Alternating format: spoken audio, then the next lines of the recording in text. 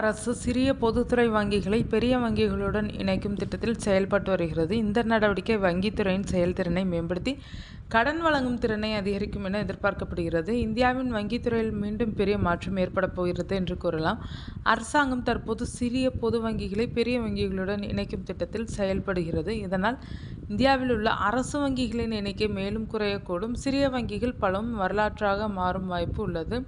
இதற்கான ஆலோசனைகள் ஏற்கனவே தொடங்கியுள்ளதாக தகவல்கள் தெரிவிக்கின்றன. அரசு 2027க்குள் பல சிறிய வங்கிகளை இணைக்கும் திட்டத்தில் உள்ளது. இதில் இந்தியன் ஓவர்சீஸ் வங்கி, Central Bank of India, Bank of India மற்றும் பேங்க் ஆஃப் மகாராஷ்டிரா ஆகியவை இணைப்பு பட்டியலில் உள்ளனர். இந்த வங்கிகள் SBI, பஞ்சாப் நேஷனல் பேங்க் மற்றும் பேங்க் ஆஃப் பரோடா போன்ற பெரிய வங்கிகளுடன் இணைக்கப்படலாம்.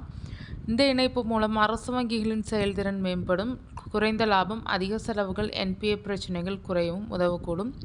இதனால் கடன் வழங்கும் திறன் மேலும் அதிகரிக்கும் என நம்பப்படுகிறது. வங்கித்துறை வலுவாகவும் சிறந்த அடுக்குமாடி அமைப்புடன் வளரவும் அரசு விரும்புகிறது. இந்த திட்டம் முதலில் அமைச்சரவை மட்டத்தில் விவாதிக்கப்பட்டு பின்னர் பிரதமர் அலுவலகத்திற்கு அனுப்பப்படும்.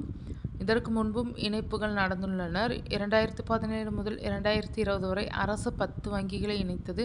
இதனால் அரசு வங்கிகள் 27இல் இருந்து 12ஆக குறைந்தனர். அப்போது OBC மற்றும் யுனைடெட் பேங்க் ஆகியவை பஞ்சாப் நேஷனல் பேங்கில் இணைக்கப்பட்டனர். சிண்டிகேட் பேங்க் கனரா பேங்கில் இணைக்கப்பட்டது. அதற்கு முன் SBI பல துணை வங்கிகளை இணைத்தது.